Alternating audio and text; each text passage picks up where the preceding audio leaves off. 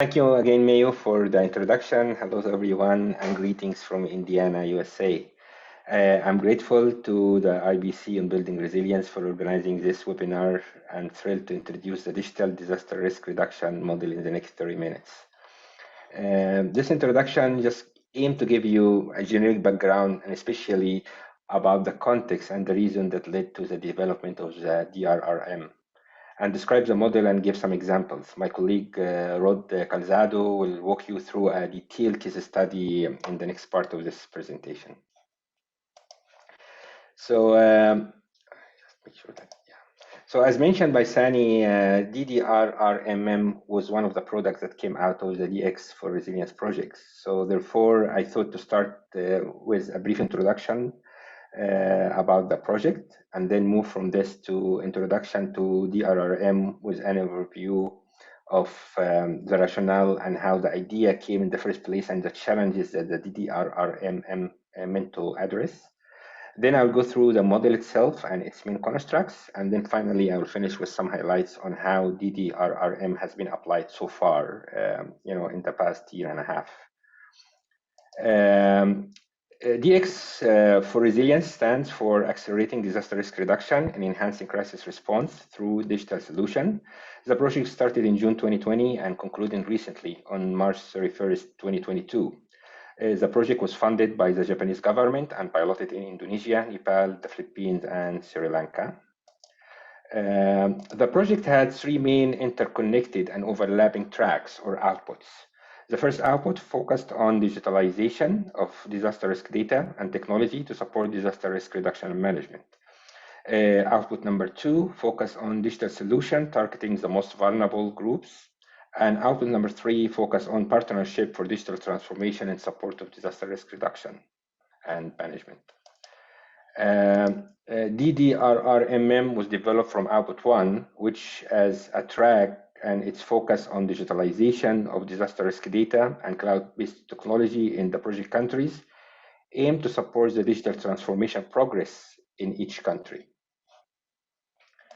There were four critical issues that needed to be addressed when we started to consider digital transformations in the context of disaster risk reduction and management. And these issues, the first of them was the nature of the risk itself.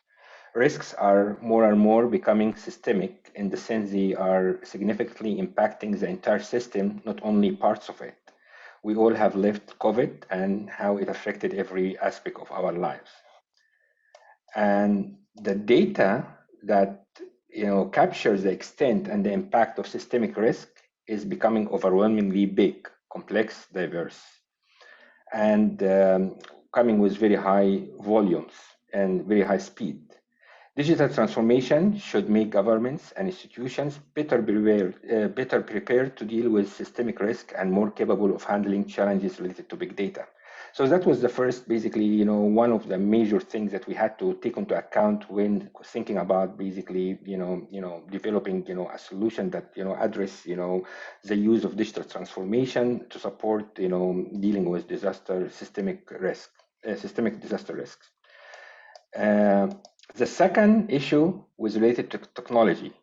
The core digital technology transformation focus is changing fast. State of the art in technology today may become obsolete 10 years from now. For example, the way computer systems are interfacing today and how data are stored in the database has rapidly changed to accommodate requirements related to the increasing volumes of data and the speeds they need to be processed. So again, basically another main challenge criteria we have to take account is how rapid technology change. The third part, which is the most critical, I guess, in my opinion, is related to how we approach digital transformation in the context of disaster risk reduction and management. We are still focused on divide and conquer intervention strategy, reacting to challenges as they arise and building digital solutions operating in silos. But the domain we are working with is very, very complex. Actually, we are dealing with a hierarchy of complexity. The first level of the hierarchy is related to the ecosystem of disaster risk data, where many factors related to the use of technology, available resources, why data is collected, and how it is shared, etc., impact the health of this ecosystem and whether it is capable of handling the demands brought about by systemic and integrated risk management. The second level of hierarchy in the complexity of the ecosystem that we are dealing with for digital transformation is in the way disaster risk reduction and management operates. So the disaster risk reduction and management domain. As in the data ecosystem, there are so many factors impacting how tasks and operations related to disaster risk reduction and management are conducted, whether they're reactive or proactive, and to what extent they are performed in harmony. And then finally, there is a broad context of resilience and sustainability, where complexity peaks with so many processes and causal feedback loops, such as climate change, population growth, epidemics, all they are interacting and impacting each other. So basically what we are dealing with is a sort of nested hierarchy of complexity, requires system thinking and holistic approach to digital transformation. And DDRRM was one of the reasons we developed DDRRM to address this kind of complexity and nested hierarchy of complexity, looking at data ecosystem, how it fits in the disaster risk reduction ecosystem, and how all of these fits in this broader context of sustainability and resilience. The final issue impacting basically digital transformation is the increased demand for evidence-based investment and data-driven decision-making for digital transformation intervention. Today, Sani just gave us a reference to the UN data strategy and how it promotes data-driven decision-making. He also mentioned the digital strategy developed by UNDP, FAO, UNEP, and how they all echo the same goal, which is basically better use of data. So we are witnessing a paradigm shift toward data-driven decision-making, where decision concerning digital transformation interventions should be based on solid evidence and analytics rather than riding the wave and replicating solution blindly from one place to another without basically giving attention to the context at which this application or technology is implemented. So all these combined together gave rise to the development of DDRRMM. We needed a tool that would help us conduct an informed and comprehensive diagnosis of the current status of digital transformation in a given context, whether this context is a country, a province, a local, or even an organization. A tool that is capable of showing us how the technology in this particular context helps us handle systemic risk, cope with rapid technology changes, and produce evidence for effective disaster risk reduction decisions. Using the analogy of health checkup, which I just did, a couple of days ago because I'm making a medical operation on Friday, we needed a tool that generates a sort of vital measures to tell you basically what is the health and to what extent basically, this health basically needed certain kind of intervention and what is the most suitable intervention that can capture or can handle this particular health cases. So the value proposition of the use of DDRRM is simple. Is basically what gets measured gets done.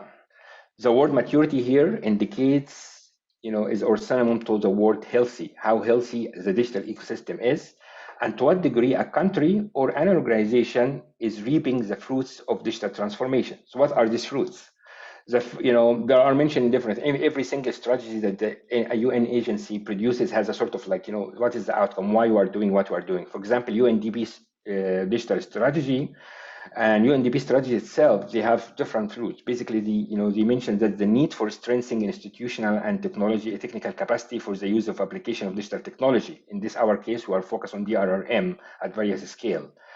Being able to understand and diagnose correctly the health of the digital ecosystem help us better align the technology with various operation and activity pertaining to the disaster risk reduction and management cycle. It helps us also employ the power of digital technology to go toward the paradigm shift from reactive emergency relief to proactive integrated disaster risk reduction and management. And finally, it will help us actually taking it to the next level, take all this data that we produce from disaster risk reduction and management into developmental and sectoral planning, which basically is the key core goal of the concept of risk-informed development. So all this was kind of like giving a value proposition of why we needed to assess or diagnose the health, the status of the digital ecosystem or the health of the digital ecosystem. So DDRRMM as a diagnostic tool had 3 goals. The first one is benchmarking current progress of digital transformation, assessing the health and the degree to which digital resources and technologies available in a given context, a country in our cases, are used to support disaster risk reduction and management. The second goal was once we do the assessment of this health, then what we do next, interventions. So basically informing which area of interventions is needed most. There are usually so many direction one can go to, but which one is needed most? So basically helping us actually to have a sort of like the diagnostics that we produce help give us evidence to go towards the intervention, the areas that need it most based on the diagnostic that was conducted. And third, which is very important actually, because this is really happening, like, you know, in the monitoring and evaluation. Once we implement a project, we created a new data warehouse, we implemented this solution. What is the impact of this on disaster risk reduction and management? Are we able, for example, to reduce the response time of certain incident or disaster to 2 minutes, to 1 minute, to whatever certain time? So basically the last rule of the DDRRMM is to help us evaluating the impact of specific digital transformation interventions and to what degree they really produce the promised result. So these are the 3 goals that were developed in mind, and basically, of course, the white paper available in its 3rd version, we have went through different iteration of revisions. So the current state basically describing the details of basically how this can be done using the DDRRM model. Before going a little bit into the details of the DDRRM, let me talk a little bit about what maturity models are, because this is important. Maturity model, as also mentioned by Sani, are frameworks that attempt to measure progress made by organizations or institutions to develop and improve their capability in a specific domain. There are so many maturity models, they have been there since the 1970s, so the topic is not really new. And they go the topic from management to education to university accreditation and so on.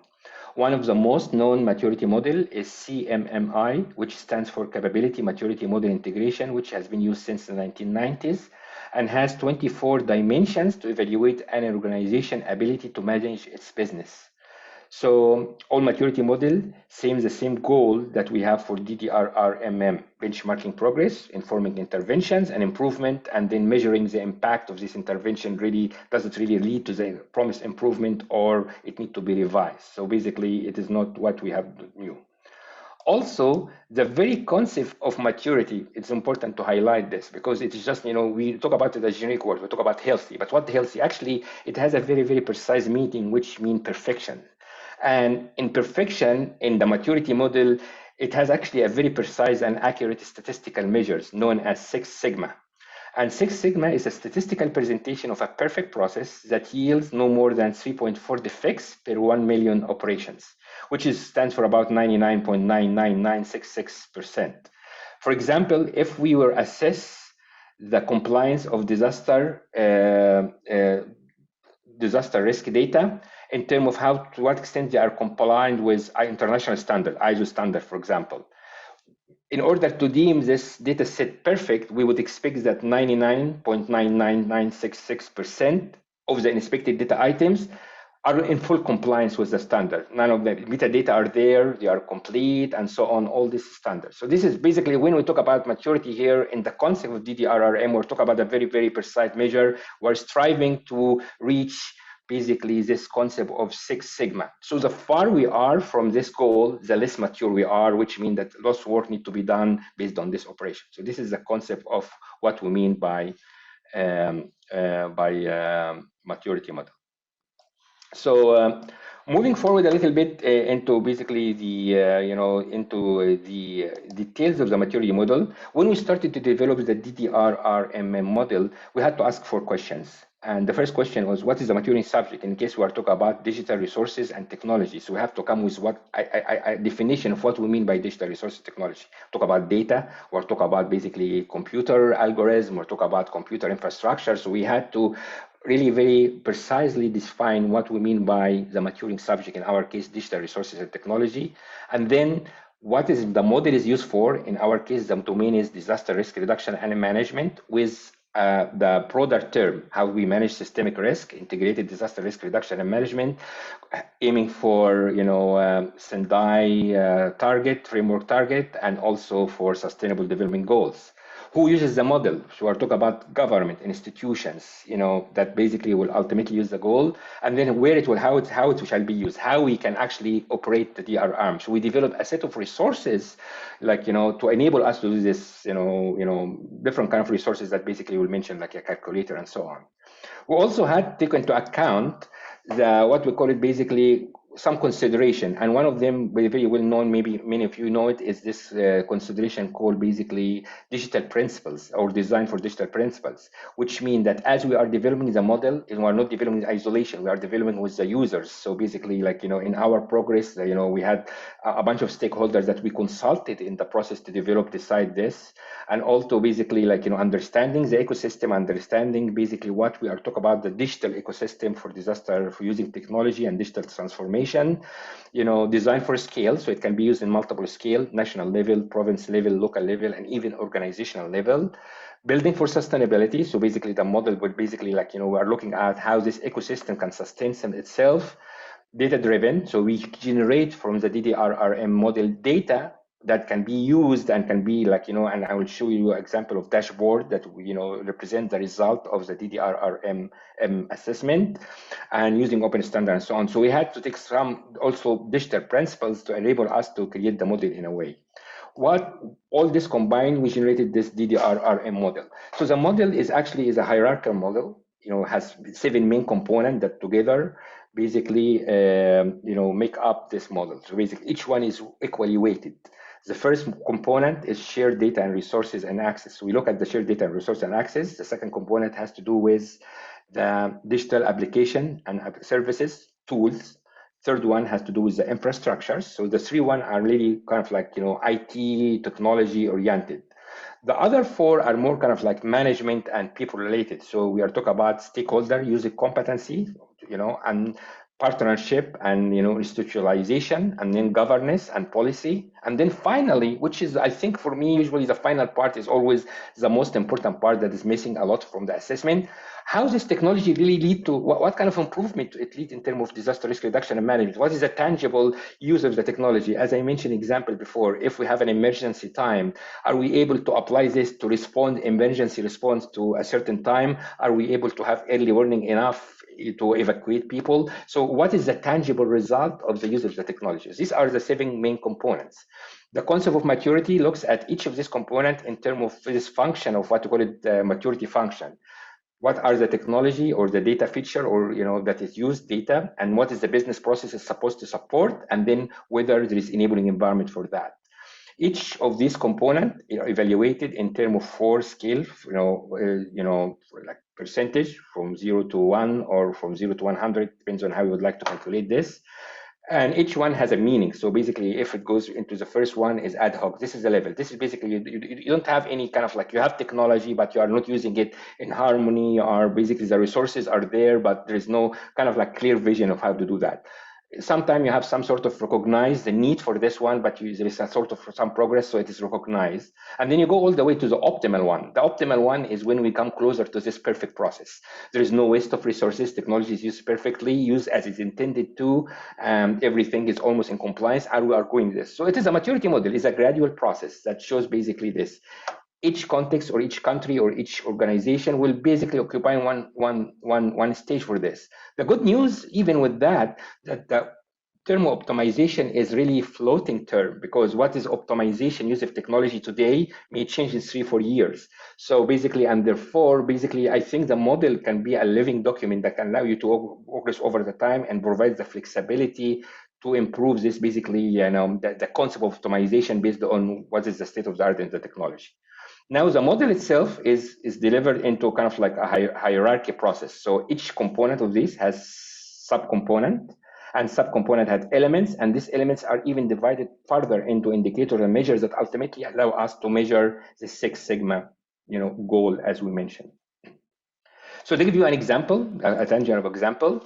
So basically, this is the component. The first component, data access, is split into subcomponent. We have data framework here, and then if we go there, we have data availability, data management, data governance. So we have 5 subcomponents, and then if we go actually again in each of these subcomponent is divided into elements. And now each of these element has a description of what is the perfect process. So for example, when we talk about fundamental data specification, so a perfect fundamental data specification should be basically including fundamental data sets that meet the operational need, compliance with this certain standard, ISO 1931 geographic data information, ISO ITS specification, so on. So we have a definition, detailed definition of what is a perfect process of each one. So basically, when you do the assessment, you are trying to see how far you are from this perfect process. Do you have all the data? These data are compliant with the standard or not, and so on. So basically, we have for each of this one, basically a sort of the maturity to describe what is the perfect process that should be targeted, and then based on how far you are from this perfect process, then you are assigned ad hoc, recognized, defined, or management. This flexibility of having component, subcomponent, elements, indicator, and measures give you a sort of flexibility. So you can actually conduct a rapid assessment, and this is the way that we did with the UNDRR project, when we conducted a rapid assessment in less than 30 days in 13 different countries, where we can only focus on the subcomponent level. Or if you would like to do a very, very detailed, thorough assessment, then you can go to the element level. And this is what we did with the UNDP DX4Resilience, where we used 80 elements. And each element gives you, basically, when we talk about 80 elements, what we said, we take 80 possible intervention projects can be done to improve about this 80 component. And this is basically what the DDRRMM comes in place, because which one of the 80, if you have to improve about the 80, which is the one more important. So it helps you prioritize your intervention strategy instead of just shooting in the dark. So it gives you flexibility to do course assessment or detailed assessment. It also have what we call it assessment scope. You can actually apply for the entire disaster risk reduction and management, or you can apply for a certain phase. So basically it is designed to allow you to do ideally you should do the entire disaster risk reduction and management, or you can target certain kind of like a small phase, like for example, disaster risk management, disaster planning, disaster mitigation, or response or loss, disaster damage assessment, and so on. So the model is designed in terms of, it has a hierarchy, so it can give you flexibility between rapid and detailed assessment. You can different application scope. You can decide the entire disaster or one phase. It can have basically different assessment scales. It can be done in national, province, local. Most of the example we do done today are done into kind of like national level and organizational level. So it gives you some sort of flexibility. Moving a little bit of some of how it has been used so far to date. I'll start first by basically how we have used it in this project with UNDRR. It was a joint project between UNDP and UNDRR, and aimed at assessing the status of national disaster data and database, and drive lesson to guide the next generation of disaster data system, national disaster data system, or so-called DesInventar. It has been used actually for assessing at national level only, at a course level, only the 23 subcomponent for 13 countries like Lebanon, Jordan, Sudan, Nepal, Indonesia, Costa Rica, Colombia, Portugal, and Nigeria, Mauritius, and so on. And what we did basically, it allow us to sort of split these different countries based on the assessment result in terms of how they are progressing in terms of digital transformation. We put them into 3 different clusters, like based on their progress, and looking at basically being able even to align the result from the DRRM with the UN data strategy to see how they are progressing in terms of like from UN data strategy perspective or from DRRM perspectives. Ultimately, that led us to kind of like for each one of this cluster, we have 3 kind of like groups. Some of them are doing better than others. Allow us for each one of them provide basically like tell some sort of like provide some sort of like understanding for why they are in this particular cluster, give some sort of lesson learned from what they have been doing for basically those people who are progressing better in digital transformation, in this case in building disaster loss and managing their national disaster loss data, informing other countries, and capture best practice, and ultimately basically provide a sort of like a wish list for each group, like or each one, like what will be the ideal national disaster loss database that can be used. So this is just an example that basically DRRM has been used, and looking at a very kind of global assessment of national disaster loss data. The other example is DX4Resilience. In this case, Rod is going to actually provide a very, very detailed case. So I'm just going to give you a big highlight. But what we did basically, detailed assessment in 4 countries for national level, but at the organization. So overall, we interviewed about 51 different stakeholders in 4 countries. And for each one, we did a very detailed assessment going into 80 elements with feedback from each one of the elements, and suggesting possible intervention for based on these elements feedback and the assessment, generating detailed report. Each report of this basically goes around over 150 pages.